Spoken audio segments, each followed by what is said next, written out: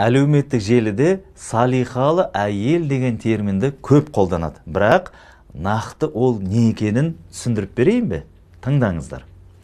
Көп жылдар өзінің салихалы күйеуімен өмір сүрген салихалы әйел туралы хадисте пайғамбарымыз ол кісіге Аллахтың игілігі мен сәлем болсын, былай дейді.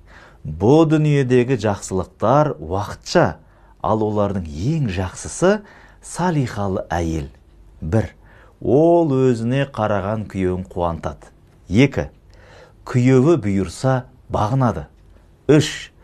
Күйеуіне ұнамаса, оның дүние мүлкін рұқсатсыз жұмсамайды екен.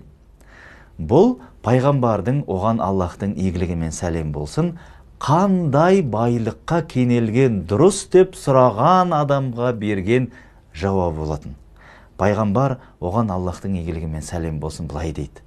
Мейірбан жүрек, Аллахты еске алатын тіл, және өмірде де, дүниеде де саған көмектесетін салихалы әйел, ол адамдар жиған байлықтан да зор. Міне, салихалы әйел деген осы.